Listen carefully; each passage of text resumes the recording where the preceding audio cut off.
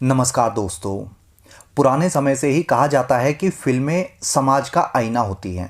यानी फिल्मों में वही दिखाया जाता है जो हमारे समाज में हो रहा है। और ये सच भी था। लेकिन 1950, 60 और 70 के दशक तक उसके बाद सिनेमा का ढांचा बदलना शुरू हो गया था। तब फिल्मों में वही दिखाया जाता था जो समाज में लोगों की कहानियां होती थी। यानी ज़मीन से जुड़ी कहानियां होती थी। सामाजिक मुद्दे बिना किसी एजेंडे के दिखाए जाते थे। जबकि 1940, 50, 60 और 70 के दशक में ज़्यादातर कलाकार वैश्याओं के परिवार से या ऐसे परिवार से होते थे जो सामाजिक रूप से बिल्कुल गए गुजरे होते थे। लेकिन बावजूद इसके वो फिल्मों में समाज को दिखाने का प्रयास करते थे, समाज की कहानियों को दिखाने का प्रयास करते थे। लेकिन अब उल्टा हो रहा है। अब फिल्में समाज का आईना नहीं है, समाज फिल्मों का आईना बन चुका है। जो फिल्मों में हो रहा है वो अब समाज के लोग करने लगे हैं। फिल्मों की देखा देखी आम लोग वेस्टर्न कल्चर की तरफ अट्रैक्ट हो रहे हैं, अपनी संस्कृति को छोड़ रहे हैं। फिल्मों से इंस्पायर होकर रेप के केस बढ़ रहे हैं और क्राइम भी ज़्यादातर जो है फिल्मों को देखा देखी ही हो रहे हैं। अब रेस्पेक्टेड फैमिली से फिल्मों में जा रहे हैं, लेकिन काम बिल्कुल उलट हो रहे हैं। यानी अब फिल्में समाज का नहीं, समाज पूरी तरह से फिल्मों का आईना बन चुका है। बॉलीवुड पिछले 50 सालों में पूरी तरह से बदल चुका है। वो भले ही भारत में काम करता है, लेकिन बॉलीवुड की अब अपनी एक दुनिया है, अपने तौर तरीके हैं, अपने नियम, अपने कायदे कानून हैं और ज़िंदगी जीने का अपना एक अलग तरीका है। एक लाइन में कहूँ तो बॉलीवुड की सोच आम लोगों की सोच से पूरी तरह से अलग है। बॉलीवुड ने सबसे ज़्यादा भारतीय रिश्तों को ही नुकसान पहुंचाया है। बॉलीवुड के लिए रिश्ते बनाओ और रिश्तों को कोई वैल्यू ना दो, सिर्फ अय्याशी पर ध्यान दो। हमेशा बॉलीवुड यही संदेश देता आ रहा है।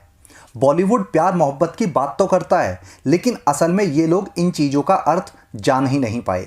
यहाँ रिश्ते सिर्फ मतलब के लिए बनते हैं, मतलब खत्म और रिश्ते खत्म। इससे कोई फर्क नहीं पड़ता कि रिश्ता 10 साल चला या 15 साल, रिश्ता सिर्फ ज़रूरत पर ही टिका होता है। बॉलीवुड के 99% रिश्ते कहीं ना किसी मतलब से जुड़े होते हैं और मतलब से ही बनते हैं। और जब टूटते हैं तो कारण सिर्फ एक ही होता है और वो होता है ज़रूरत का ख़त्म हो जाना। बॉलीवुड में बहुत सारी सो कॉल्ड लव स्टोरीज हुई हैं जिनका जिक्र कहीं ना कहीं होता रहता है। ऐसी ही एक लव स्टोरी है जॉन अब्राहम और बिपाशा बसु की। ये दोनों जब फिल्मों में कैरियर बना रहे थे तो दोनों लंबे समय तक रिलेशन में रहे और बाद में जब मन भर गया तो अलग हो गए। जॉन की पहली फिल्म थी जिस्म, जिसमें जॉन और बिपाशा दोनों लीड रोल में थे।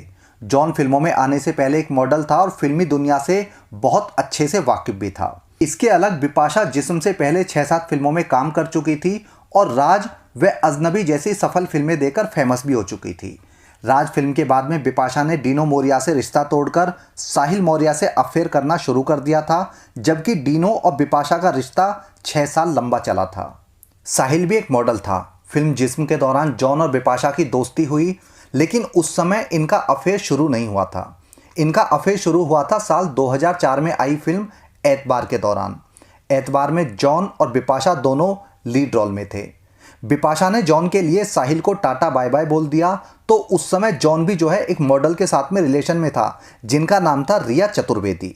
दोनों का अफेयर शुरू हुआ तो दोनों बॉलीवुड के सबसे हॉट कपल के रूप में फेमस होते चले गए। हालांकि ये पब्लिसिटी के स्टंट होते हैं कि एक्टर्स जो है अपनी पीआर के द्वारा कभी फिल्मों की वजह से तो कभी अपने रिलेशन की वजह से चर्चा में बने रहना चाहते हैं।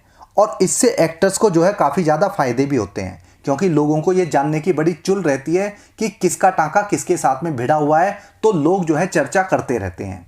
इन दोनों को बॉलीवुड का हॉट कपल कहा गया। ऐसे लग रहा था कि ये दोनों आग फेंकते हुए घूमते हैं और इनसे जो है ज़्यादा हॉट कोई था ही नहीं। लेकिन ये सिर्फ मीडिया स्ट्रेटेजी होती है। इस रिश्ते के पीछे भी कई सारी वजह थी और सबसे बड़ी वजह थी कि ये एक कॉन्ट्रैक्ट रिलेशनशिप था जो सिर्फ पैसे और अय्याशी के लिए बनाया गया था। बॉलीवुड में ऐसे बहुत सारे रिश्ते बनते हैं जो दिखते तो ऐसे हैं जो रियल कपल हों और प्यार मोहब्बत की वजह से साथ में हो, लेकिन उनकी वजह दूसरी होती है। इस तरह के रिलेशन को आप पेड रिलेशन भी बोल सकते हैं। अब थोड़ी बात करते हैं पेड रिलेशनशिप की और ये क्यों बनाए जाते हैं। पेड रिलेशन दिखने में आपको सामान्य रिलेशन की तरह ही लगेंगे।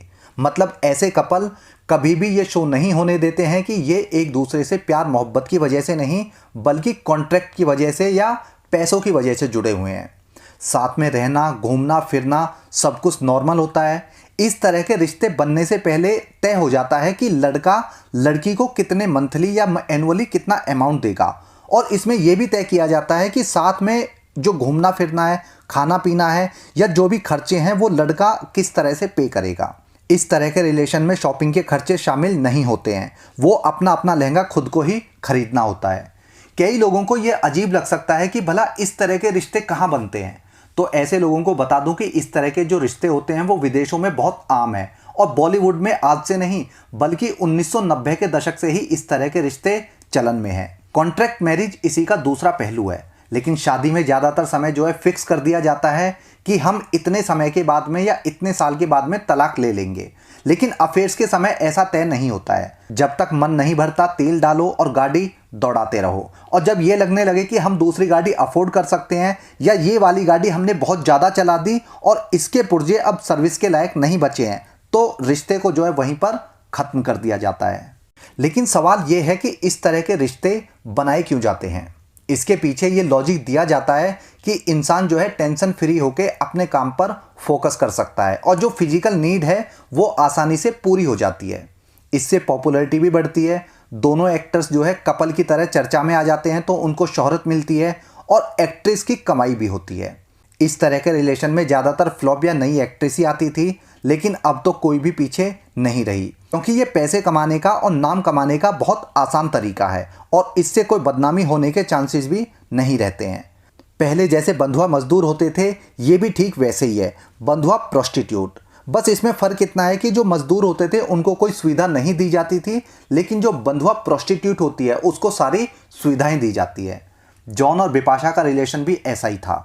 इन दोनों का कैरियर उस समय शुरू हुआ था, तो जॉन जहां अपनी सुविधा के लिए परमानेंट टैक्सी हायर करना चाहता था, तो वहीं बिपाशा भी ज़्यादा से ज़्यादा दौलत कमाने पर फोकस कर रही थी। दोनों एक दूसरे की ज़रूरतें थी, और इस कॉन्ट्रैक्ट रिश्ते में दोनों बने रहे। इनका रिश्ता 9 साल लंबा चला। आप खुद सोचो कि कोई 9 साल तक रिश्ते में रहे और शादी ना करे, वो भी तब जब दोनों फिल्मों में भी ठीक ठाक काम करने लगे थे, दोनों का कैरियर सेट हो चुका था। 9 साल का समय क्या काफ़ी नहीं होता है कि कौन इंसान कैसा है ये समझने के लिए। ब्रेकअप के बाद जॉन और बिपाशा दोनों ने एक दूसरे के बारे में कहा कि उन्होंने जो है एक दूसरे को धोखा दिया है, जबकि सच्चाई ये है कि ये दोनों कॉन्ट्रैक्ट रिश्ते से बाहर आ गए थे।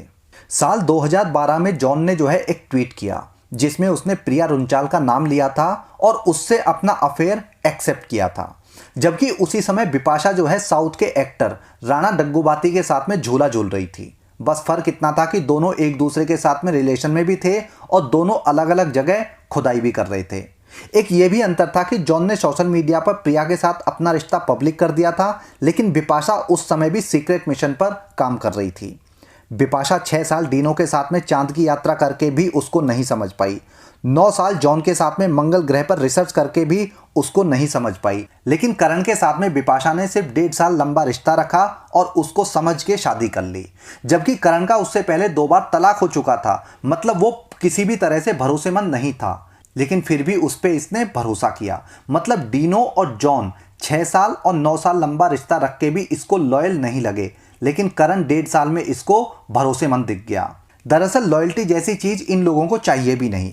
जॉन के साथ में 9 साल लंबा रिश्ता चला तो वो एक कॉन्ट्रैक्ट रिलेशन था और पहले से ही तय था कि इनका जब मन भर जाएगा या जब इनको नहीं रखना है तो ये दोनों एक दूसरे से अलग हो जाएंगे, और ये सारी चीज़ें जो है 9 साल तक लंबी चली।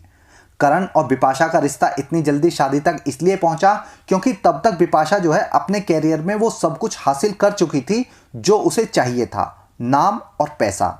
और जब 2016 में उसने शादी की तब उसका कैरियर जो है ढलान पर जाने लगा था, तो उस समय शादी करके घर बसाने में ही उसको सबसे ज़्यादा फायदा दिख रहा था। दूसरी तरफ जॉन का भी वही हाल था। वो 9 साल बिपाशा के साथ में रहकर ये नहीं समझ पाया कि ये उसकी वाइफ बन सकती है या नहीं, या ये इसके साथ में ज़िंदगी बिता सकता है या नहीं। लेकिन प्रिया के साथ में 2-3 सालों के रिलेशन में ही ये उसे वाइफ मटेरियल दिख गई और शादी कर ली। जॉन और बिपाशा सिर्फ अपनी ज़रूरतों को पूरा करने के लिए ही एक दूसरे के साथ में थे। उनका कोई रिश्ता नहीं था। रिश्ता दुनिया के लिए था, असल में वो एक कॉन्ट्रैक्ट था। बॉलीवुड में किराए की गर्लफ्रेंड रखना, इस तरह के जो रिश्ते हैं वो बहुत ही कॉमन है, इसमें कुछ भी नया नहीं है। जॉन और बिपाशा के कॉन्ट्रैक्ट रिश्ते के बारे में आप भी अपने उच्च विचार कमेंट बॉक्स में परोस सकते हैं। अभी इस वीडियो में इतना ही। जय हिंद।